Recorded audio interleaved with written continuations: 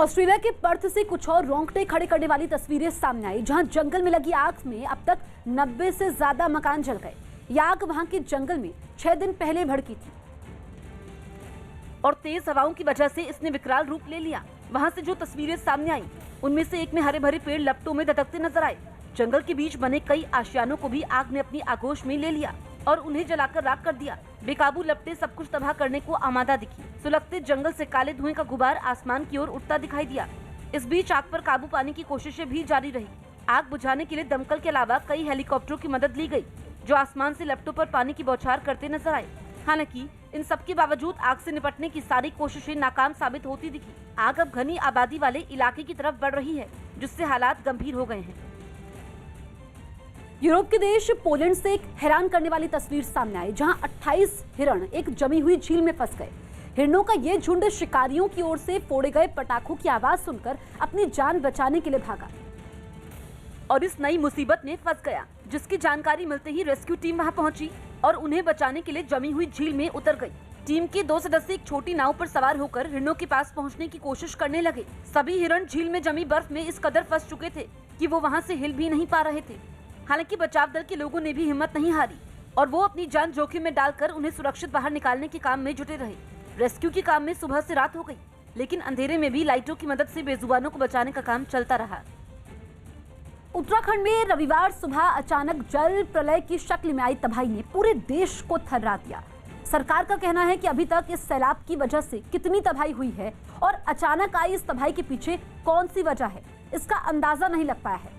News 18 India ने उत्तराखंड में आए जल प्रलय की वजह जानने के लिए कुछ विशेषज्ञों से बात की। जानकारों का कहना है कि अचानक आई इस तबाही के पीछे एक नहीं बल्कि कई कारण हो सकते हैं।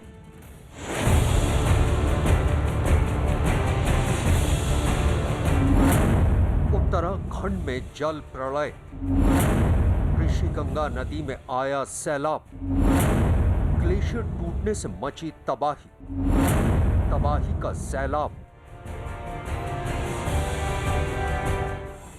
सैलाब, जल प्रलय, बर्बादी और तबाही की ये वो तस्वीरें हैं जो किसी का भी दिल दहला दे। खबर के मुताबिक रविवार सुबह 10 बजे जोशीमठ से 25 किलोमीटर दूर अचानक एक ग्लेशियर के फटने से ऋषिगंगा नदी में ऐसा सैलाब आया जो उसके रास्ते में आने वाली हर चीज को तिनकों की मानिंद उड़ाता चला गया। सैलाब तो गुजर गया, लेकिन अपने पीछे थी और बर्बादी की वो तस्वीरें जो ये बताने के लिए काफी हैं कि इस इलाके में आई जल प्रलय कितनी भयानक रही होगी। दरअसल जोशीमठ के नजदीक नंदा देवी घाटी में छोटे बड़े 7 ग्लेशियर हैं और इनमें से निकलने वाली कई छोटी छोटी नदियां ऋषिगंगा नदी को बनाती हैं। ऋषिगंगा नदी धौल गंगा में मिलती है, जो आगे जाकर अलकनंदा में मिल जाती है। खबर के मुताबिक इस जल प्रलय की वजह इन्हीं में से एक ग्लेशियर का टूटना माना जा रहा है। लेकिन सबसे बड़ा सवाल ये है कि आखिर सर्दी के मौसम में ग्लेशियर कैसे टूट सकता है? आखिर वो ऐसी कौन सी वजह है जिसकी वजह से ग्लेशियर टूट गया? इन सवालों के जवाब तलाशने से पहले हम आपको बताते हैं कि आखिर ग्लेशियर होता क्या है और वो कैसे बनता है। ग्लेशियर यानी हिमनद। सरल भाषा में कहें तो ग्लेशियर बर्फ की नदी है जो धीरे धीरे जमीन पर बहती है। ग्लेशियर 2 तरह के होते हैं, पहला एल्पाइन ग्लेशियर और दूसरा माउंटेन ग्लेशियर। आज पृथ्वी का 10वां हिस्सा ग्लेशियर यानी ठोस बर्फ की चादर से ढका है। बहुत सारे ग्लेशियर जो है बड़े स्टीप स्लोप पे हैं और जब वहाँ पे बर्फ जम जाता है जब ढेर सारा बर्फ जम जाता है तो वो स्टीप स्लोप होने की वजह से वो ज़्यादा देर तक लगता है रिटेन नहीं हो पाता और वो नीचे गिर जाता है। जब वो गिरता है तो इस तरह के डिवास्टेशन नज़र आते हैं, तीव्र गति से पानी बहती है। अब आपको एनिमेशन के जरिए समझाते हैं कि ग्लेशियर के टूटने के पीछे कौन कौन सी थ्योरी है। पहली थ्योरी प्राकृतिक। ग्लेशियर धरती के उस हिस्से में बनते हैं जहां बहुत ज्यादा बर्फ गिरती है और जमी रहती है।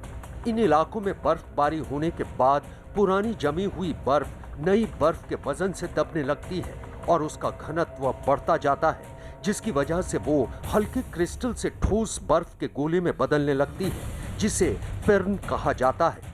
इस प्रक्रिया में ठोस बर्फ की विशाल मात्रा जमा हो जाती है। इस दबाव से वो बिना अधिक तापमान के ही पिघलने लगती है और अपने ही वजन से बहने लगती है और हिमनद का रूप लेकर घाटियों की ओर बहने लगती है।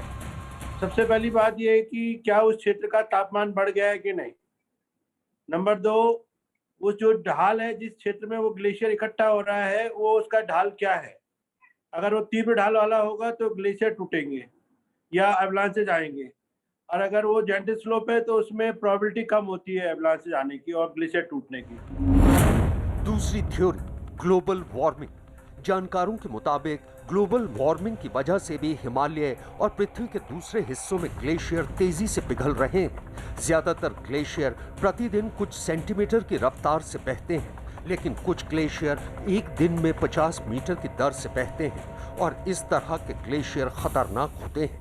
इन्हें गैलपिंग ग्लेशियर यानी निगलने वाले ग्लेशियर भी कहा जाता है। जानकारों के मुताबिक ग्लेशियर का पानी के साथ मिलना इसे विनाशक बना देता है। दरअसल पानी का साथ मिलते ही ग्लेशियर टाइड वाटर ग्लेशियर में तब्दील हो जाते हैं। इस प्रक्रिया में ग्लेशियर का बड़ा हिस्सा पानी में तैरता है, जो कई मीटर ऊंचा हो सकता है, और इसकी बर्फ के बड़े बड़े टुकड़े पानी में तैरते हैं। इस प्रक्रिया को काल्विंग कहा जाता है, और अगर माउंटेन ग्लेशियर के साथ पानी मिल जाए तो ये बहुत प्रलयकारी हो जाते हैं। जलवायु परिवर्तन के संक्रमण काल और हिमालय के टेक्टोनिक रूप से सक्रिय होने के कारण जब ये दरारें, ये भ्रंश बहुत बड़े हो जाते हैं तो ग्लेशियर टूट जाता है।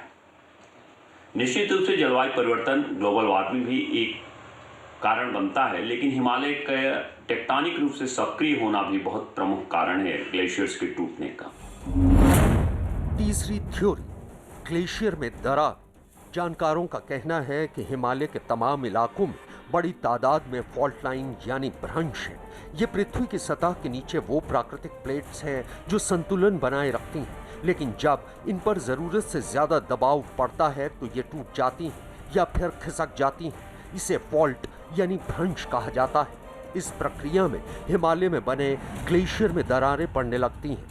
जानकारों के मुताबिक हिमालय के नीचे 2 टेक्टोनिक प्लेट मिलती हैं, पहली यूरेशियन प्लेट और दूसरी हिमालयन प्लेट। इनके बीच टकराव की वजह से पैदा होने वाली ऊर्जा का प्रभाव पहाड़ी चोटियों पर बने ग्लेशियर में दरार के रूप में दिखता है, और जब ये दरारें बड़ी हो जाती हैं तो ग्लेशियर वहीं से टूटने लग जाता है। जो आपका जो वहाँ का वेदर कंडीशन है, या वो क्लाउड कवर है, या सनशाइन कितना है through out the day. Number 4, जो बेडरॉक है, वो बेडरॉक कंडीशन क्या है, क्या वो हीट एब्जॉर्बेंट है या हीट रिफ्लेक्टेंस है। तो इस तरह से बहुत सारे कारण हैं। नंबर 4, क्या इस क्षेत्र में भूकंप आते हैं कि नहीं आते। अगर भूकंप आते हैं तो ग्लेशियर का टूटना और उनके क्रैक्स डेवलप होना एक नेचुरल प्रोसेस हो जाएगी। चौथी थ्योरी, भूकंप। जानकारों का कहना है कि हिमालय में फॉल्ट लाइन में हलचल के कारण भूकंप आते रहते हैं, जिनकी वजह से भी हिमालय में बने ग्लेशियर में दरारें आ जाती हैं और वो टूट जाते हैं। हिमालय जो खुद टेक्टोनिक रूप से बहुत ही सक्रिय है, उसके कारण भूकंप आते ही रहते हैं। इन ग्लेशियर्स की सतहों पर भी बहुत से क्रैक्स बन जाते हैं, फॉल्ट्स बन जाते हैं, लिनियामेंट्स बन जाते हैं। हिमालय वेरी सेंसिटिव है, तो यहाँ पे फ्रिक्वेंटली माइनर सेस्मिक ट्रिमर्स आते रहते हैं, जिसकी वजह से एवलांचेज और ग्लेशियर्स में क्रैक्स डेवलप होते हैं और एक ग्लेशियर नीचे फॉल होता है। पांचवी थ्योरी, कृत्रिम झील। जानकारों के मुताबिक कई बार ग्लेशियर के टूटने के बाद उससे निकलने वाली नदी का रास्ता रुक जाता है, जिसकी वजह से ग्लेशियर के आसपास एक कृत्रिम झील बन जाती है, और उस झील में पानी का स्तर और दबाव बढ़ने के कारण भी ग्लेशियर तेजी से टूट जाता है और नदी में सैलाब आ जाता है। जब ये ग्लेशियर्स टूटते हैं तो इनसे जो नदी निकल रही होती है उसको वो ब्लॉक कर देते हैं, जिसके कारण एक अल्पकालिक छोटी सी झील बन जाती है। इस झील में पानी बढ़ने लगता है, जिसके कारण कि कुछ समय बाद ये झील बर्स्ट कर जाती है। उसके बर्स्ट करने के कारण आगे पानी का बहाव बहुत तेज हो जाता है। छठी थ्योरी, बादल फटना। जानकारों का कहना है कि कई बार क्लाउड बर्स्ट यानी बादल फटने की वजह से भी ग्लेशियर से निकलने वाली नदी का रास्ता ब्लॉक हो जाता है, जो ग्लेशियर के टूटने की वजह बनता है। लेकिन एक चीज बहुत अच्छी ये है कि चूंकि केदारनाथ में क्लाउड बर्स्ट हुआ था, जिसके कारण जगह जगह पे वो नदी ब्लॉक हुई थी, मंदाकिनी रिवर। यहाँ पे क्लाउड बर्स्ट जैसी की सिचुएशन नहीं थी, नदी ब्लॉक हुई है ग्लेशियर के टूटने के कारण, जिसके कारण कि एक ही जगह पे वो ब्लॉक हुई है। तो जैसे जैसे वो आगे जा रही है, नदी का बहाव जैसे जैसे आगे जा रहा है, उसकी ऊर्जा कम होती जा रही है और उसकी विध्वंसक क्षमता भी कम होती जा रही है। जानकारों का अनुमान है कि जोशीमठ में आया ये सैलाब जब हरिद्वार तक पहुंचेगा तो उसकी रफ्तार कम पड़ चुकी होगी, यानी सैलाब की तबाही का असर मैदानी इलाकों में न के बराबर होगा। पीएम नरेंद्र मोदी आज राज्यसभा में राष्ट्रपति के अभिभाषण पर बहस का जवाब दे सकते हैं। पीएम मोदी आज सुबह 10:30 बजे राज्यसभा में बोल सकते हैं। राज्यसभा में राष्ट्रपति के अभिभाषण पर चर्चा पूरी हो गई है। इस बीच कांग्रेस ने अपने सभी राज्यसभा सांसदों को व्हिप जारी किया है और सदन में उपस्थित रहने को कहा है। जर्मनी के कई इलाकों में हुई भारी बर्फबारी और तेज हवाओं ने वहां के लोगों की मुश्किलें बढ़ा दी। मौसम के बिगड़े मिजाज की वजह से लोग अपने घरों में कैद होने को मजबूर हो गए, क्योंकि बाहर चारों तरफ बर्फ ने डेरा जमा लिया। आसमान से सफेद रुई की तरह गिरती बर्फ की वजह से वहां सब कुछ धुंधला नजर आने लगा। मकानों की छतों पर बर्फ की चादर बिछ गई। सड़कों पर खड़ी गाड़ियां और वहां के सभी रास्ते बर्फ में समाये नजर आए। घरों के आगे इतनी बर्फ जमा हो गई कि कुछ लोग उसे खुद ही फावड़े से हटाने में लग गए। Wenn das richtig fest und schwer wird, dann wird es ein Problem auf den Dächern nachher. Dann werden wir mal gucken. रास्तों से बर्फ को हटाने के लिए खुदाई करने वाली मशीनों को लगाया गया। एक तस्वीर में तो वहां का एक रेलवे स्टेशन बर्फ में पूरी तरह से डूबा नजर आया। हालांकि इस मौसम में भी बच्चे मस्ती करने से पीछे नहीं रहे। Ich habe eigentlich noch nie in meinem Leben so viel Schnee erlebt. Also es ist fantastisch. लगातार हो रही बर्फबारी की वजह से वहां का तापमान काफी नीचे लुढ़क गया। उत्तराखंड में आया सैलाब तो गुजर चुका है, लेकिन इसने अपने पीछे कुछ दिल दहलाने वाली तस्वीरें छोड़ी हैं। सैलाब से हुई तबाही के बाद वहां राहत बचाव का काम भी जारी है। रेस्क्यू ऑपरेशन में जुटे राहत कर्मियों ने अंधेरे की परवाह न करते हुए पूरी रात राहत बचाव का काम जारी रखा। सुबह होने पर राहत बचाव के काम में थोड़ी आसानी जरूर हुई है, लेकिन जिस बड़े पैमाने पर नुकसान हुआ है उसमें राहत के काम में अभी कई और घंटे लग सकते हैं। उत्तराखंड एसडीआरएफ के मुताबिक इस हादसे में अभी तक 8 लोगों के शव पहले निकाले गए थे और अब ये आंकड़ा बढ़ चुका है। 14 शव निकाले जा चुके हैं और अभी भी 170 लोग लापता बताए गए। इनमें ऋषिगंगा प्रोजेक्ट में काम करने वाले 22 और एनटीपीसी में काम करने वाले 148 लोग शामिल हैं। तपोवन एडिट टनल में 12 लोग फंसे हुए थे, जिन्हें टनल से सुरक्षित बाहर निकाला गया था, लेकिन मेन टनल में अभी भी 30 लोग फंसे हैं। उन्हें सुरक्षित बाहर निकालने की कोशिश लगातार जारी है।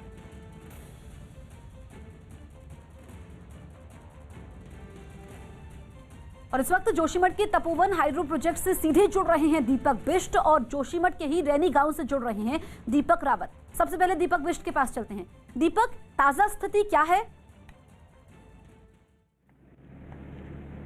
जसप्रीत, मैं यहाँ पर दिखाऊंगा। देखिए, रेस्क्यू ऑपरेशन के लिए सारी तैयारियां हो चुकी है। आईटीबीपी के जवान जो अपने इक्विपमेंट्स लेकर यहाँ पर खड़े हैं, क्योंकि अब ये टनल के अंदर जाएंगे और कुछ बाहर से अलग अलग तरीके से रेस्क्यू ऑपरेशन होगा। जो मिसिंग लोग हैं उनकी तादाद काफ़ी ज़्यादा है और इसी वजह से यहाँ पर लगभग 300 से ज़्यादा आईटीबीपी के जवान, उसी तरह से 200 से ज़्यादा जो है आर्मी के जवान यहाँ पर बुलाए गए हैं। एसडीआरएफ के जवान हैं।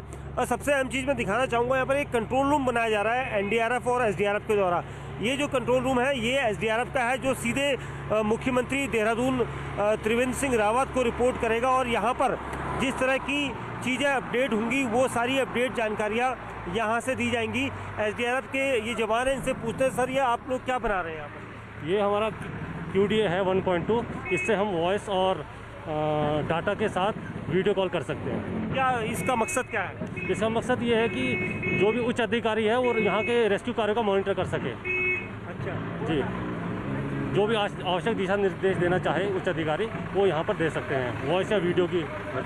देखिए, यहाँ पर बिल्कुल सैटेलाइट से जुड़ा हुआ ये माध्यम है और ये अपनी पूरी तैयारी यहाँ पर एसडीआरएफ की टीम कर रही है और दूसरी तरफ एनडीआरएफ भी इसी तरह का यहाँ पर सारा इक्विपमेंट्स लगाकर कर रही है, क्योंकि सबसे अहम यहाँ पर है इस वक्त जो तैयारियाँ हैं उसको लेकर खुद मुख्यमंत्री निगाह रखकर सारी जानकारियाँ लेना चाहते हैं और यही वजह है कि यहाँ पर इस तरह की तैयारियाँ देखी जा सकती है। जसप्रीत। बिल्कुल दीपक रावत, आप रैनी गांव में मौजूद है। रैनी गांव इस तबाही में कितना ज्यादा प्रभावित हुआ है? यहाँ के कितने लोग अब भी लापता हैं?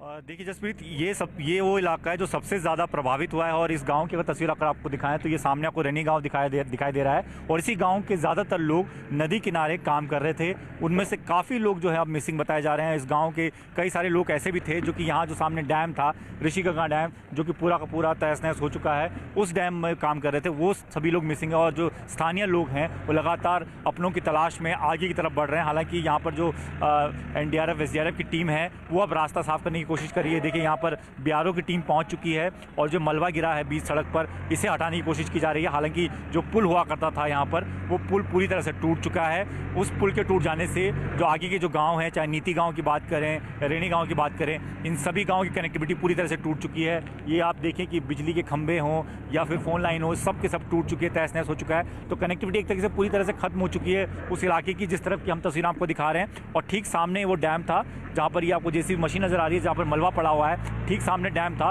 वो डैम पूरा का पूरा तहस नहस हो चुका है और उसी का ये मलबा है जिसको अब हटाया जा रहा है ताकि कोई वैकल्पिक रास्ता जो है वो तैयार किया जा सके। और साथ ही साथ ये भी सूचना मिली है SDRF NDRF की टीम को, यहाँ पर भी कुछ लोगों के दबे होने की आशंका है। ऐसे में कोशिश ये की जा रही है कि मलबा को जल्द से जल्द हटा लिया जाए और यहाँ जो लोग अगर दबे हुए हों तो उनको जल्द से जल्द निकाल लिया जाए। बिल्कुल, तो जिंदगियों को बचाने की जंग लगातार जारी है। आप दोनों हमारे साथ बने रहिए।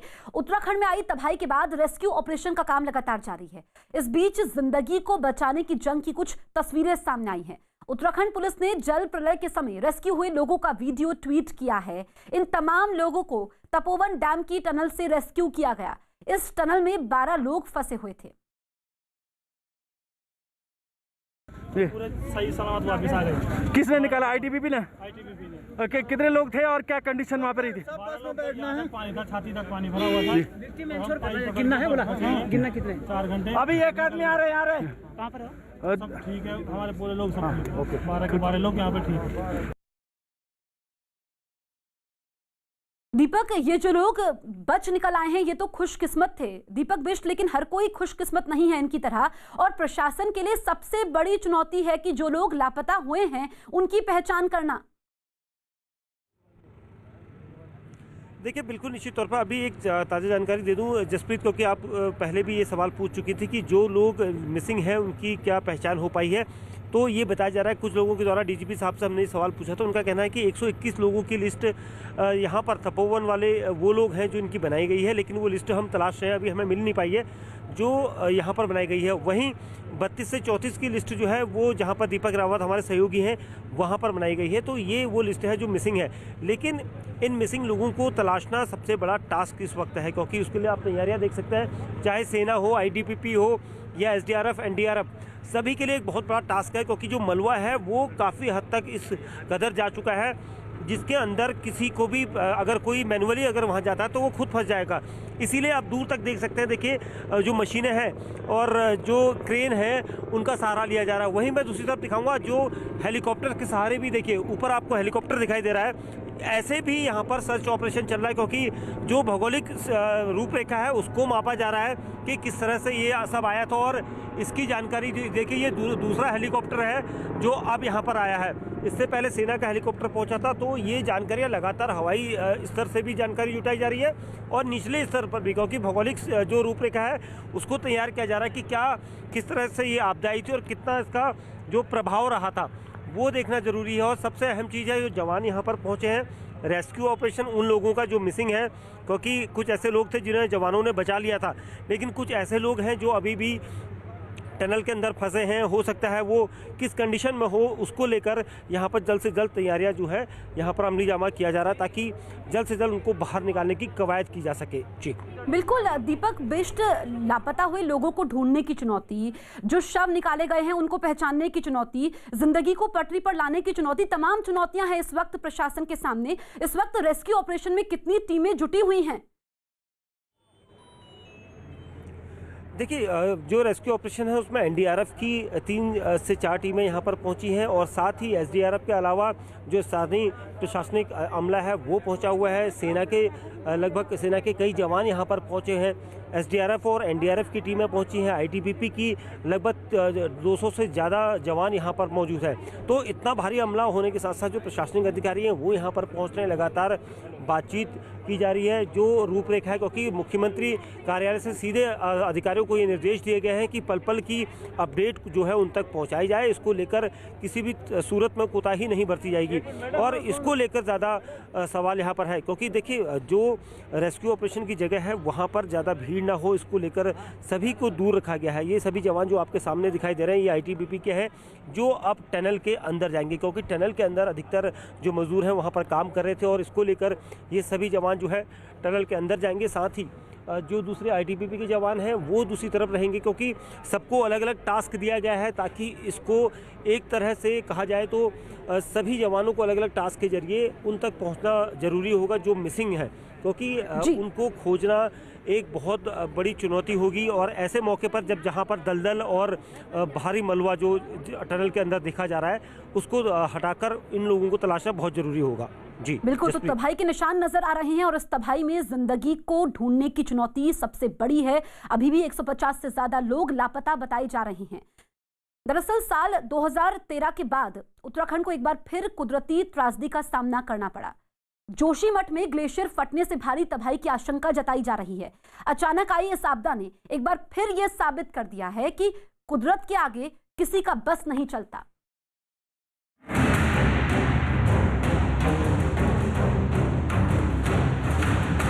बैराज में जितने भी ये साइड काम कर रहे थे सब दब गए, बह गए होंगे।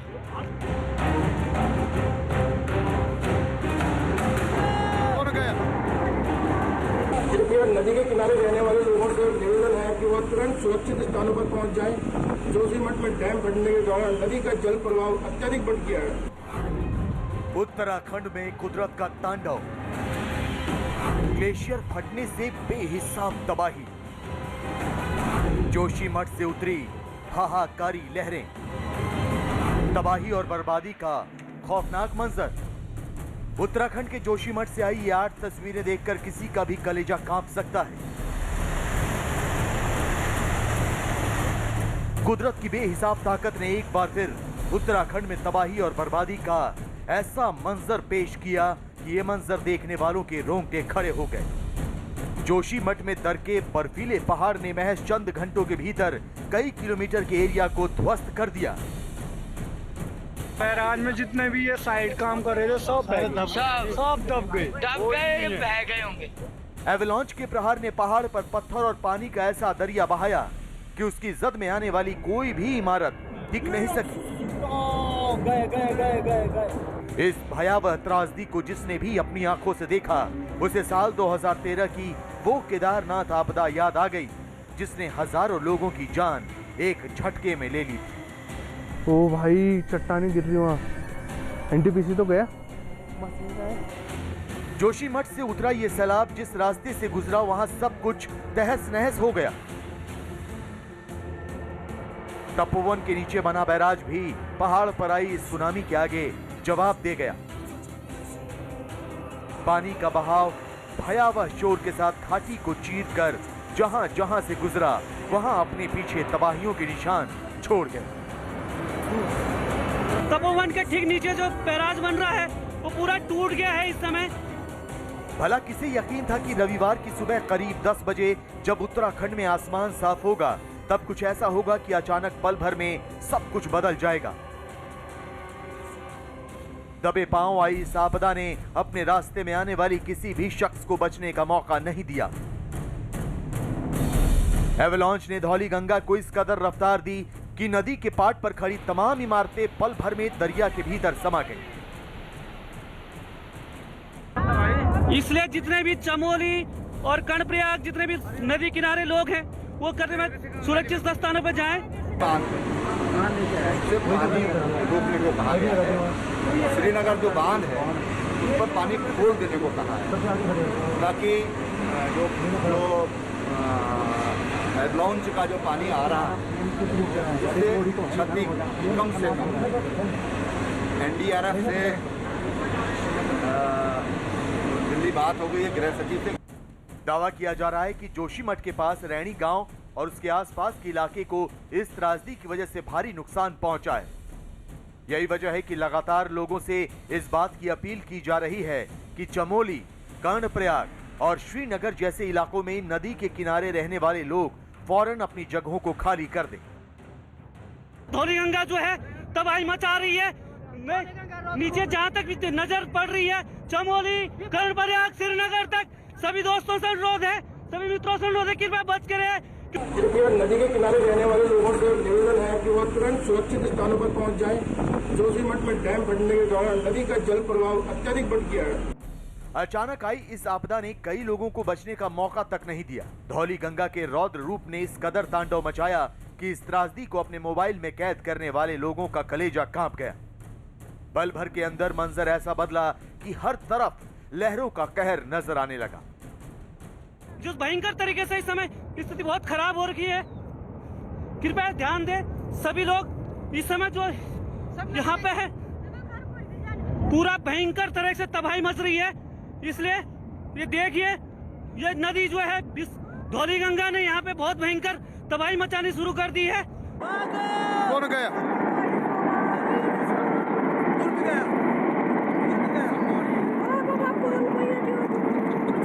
उत्तराखंड में अचानक आई इस आपदा ने केंद्र सरकार को भी एक्शन मोड में ला दिया है। गृह मंत्री अमित शाह ने उत्तराखंड सरकार को हर संभव मदद का भरोसा दिया है।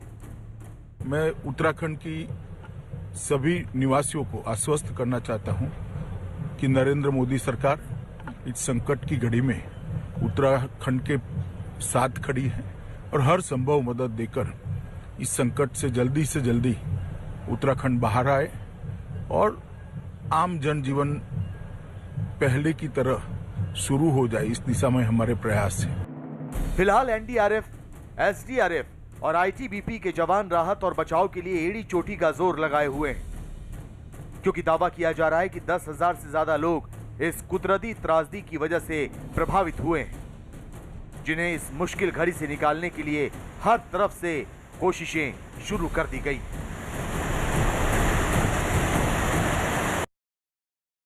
तपोवन में चल रहे राहत और बचाव के बारे में उत्तराखंड के डीजीपी अशोक कुमार ने भी जानकारी दी।